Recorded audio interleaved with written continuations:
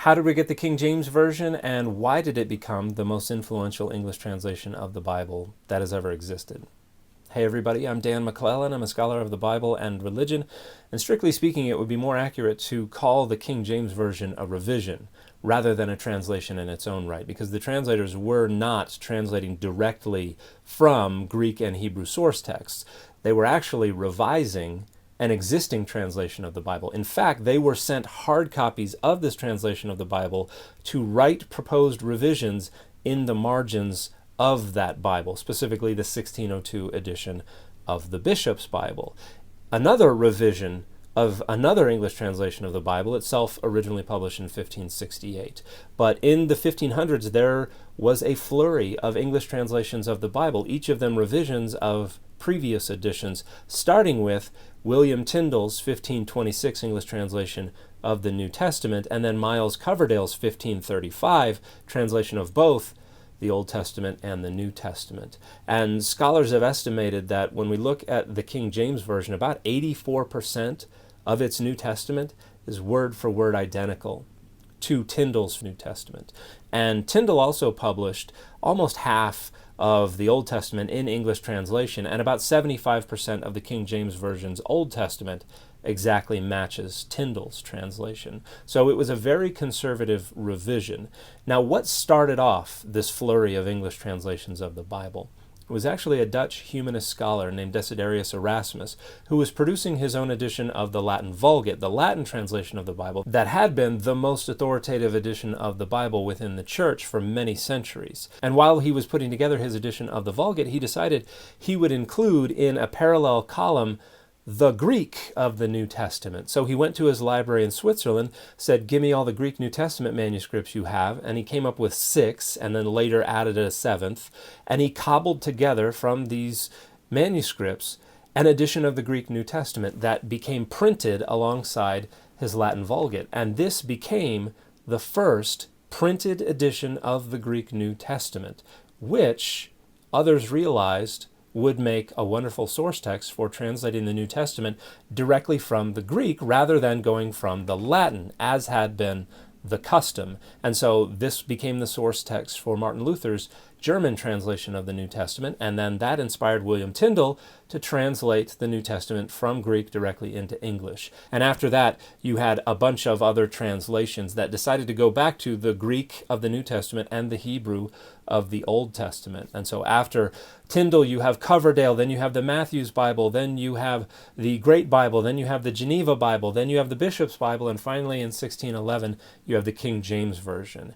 And the reason that we have the King James Version is because of a man named John Reynolds, who in what is known as the Hampton Court Conference, which took place in 1604, requested there be a new translation of the Bible produced in English. And King James liked the idea, so he authorized the request and came up with a list of 15 rules for translation. And here are the first few. You can see number 1, the ordinary Bible read in the church, commonly called the Bishop's Bible, to be followed, and as little altered as the truth of the original will permit. And so the groups of translators were sent editions of this Bible and wrote their changes into the margins and scratched out what they didn't like anymore in the text. So it was a very, very conservative revision. And interestingly, rule number 3 kind of pushes back against what Tyndale did. The old ecclesiastical words to be kept, vis-a-vis the word church not to be translated congregation, etc.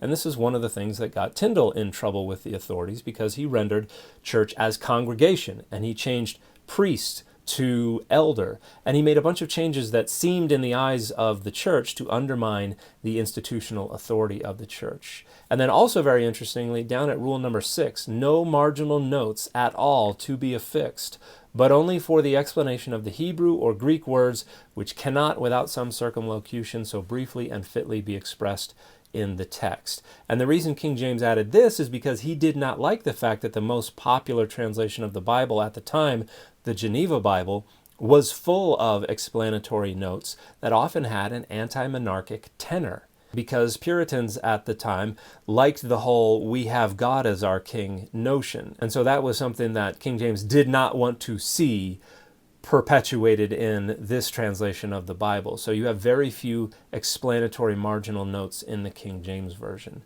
Now, interestingly, when the King James Version was published in 1611, because it was such a conservative revision of conservative revisions going back almost a century, the language was already considered out of date. There were criticisms that nobody talks like this. This is not easy to understand. And so when it was originally published, it was not immediately a huge success. It was kind of a ho-hum translation, but it had the backing of the crown. And so decades later, around 1660, when the Geneva Bible went out of print, the King James Version was there to fill the vacuum. And this is why the King James Version would become the most influential English translation of the Bible of all time. It had the backing of the crown. It was brought to the Americas. It became the most popular translation in the Americas. And during the First and Second Great Awakenings, when there was this resurgence of antiquarian interest, when people looked back on their religious forefathers, what they saw was the King James Version. And so that became kind of the point of reference when people talked about the good old days and the golden age of religiosity. And so a lot of the language that is in the King James Version actually fell out of favor within English, but because of the First and Second Great Awakenings and a resurgence in interest in the King James Version, some of that language came back. For instance, the word warfare dropped out of English for generations, and because of the King James Version, came back into vogue in the 19th century, and we still use it today. So it's really an accident of history, resulted in this cementing of the King James Version in the linguistic foundation, particularly of the American religious self-understanding. There's nothing special about the English of the King James Version, but following these great awakenings, it became considered the pinnacle of English literary prowess and expression. And again, not because there's actually anything special about it, but because of these accidents of history. And one other thing to note about the King James Version, because it was based on the third edition of Erasmus's Greek New Testament, which was cobbled together from whatever manuscripts he had available to him, and because the 18th and the 19th centuries would see a flurry of archaeological research and discovery, we quickly realized we had earlier and more reliable manuscripts. And so in the 18th and 19th centuries, you had other editions of the Greek New Testament produced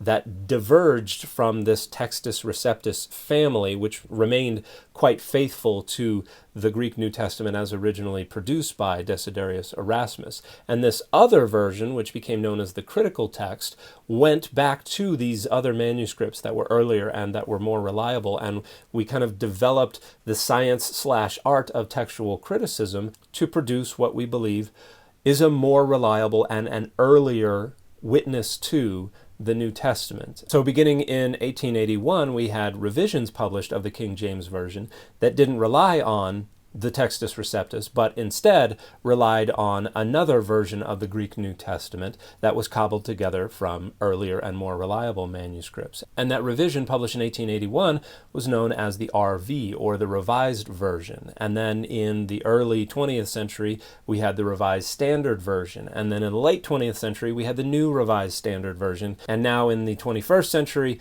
we had the updated edition of the New Revised Standard Version, which is a revision of a revision of a revision of a revision of the King James Version, but one that departed from the source text used by the earlier King James Version. So we have a much better idea of how the Greek New Testament looked now. We also have a better idea about how the Hebrew Old Testament looked. And so modern translations of the Bible, although some people don't like that they diverge from the tradition of the King James Version, are actually more original than what we have in the King James Version. And while the King James Version was a wonderful accomplishment in its day, the translation philosophy is outdated and not very helpful, and it is based on inferior manuscripts. So we have much better and much easier to understand translations of the Bible today. And no one has spoken the language of the King James Version natively for hundreds of years. So while a lot of people like the antiquarian and the sophisticated and the poetic nature of the King James prose,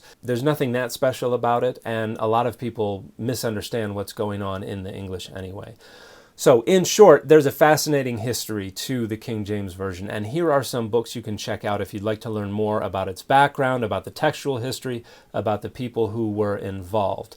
But if you would like to understand the Bible better, you're far better off just getting a newer version of the Bible, like the NRSV UE. And the fit for this video has been Thundercats. Ho!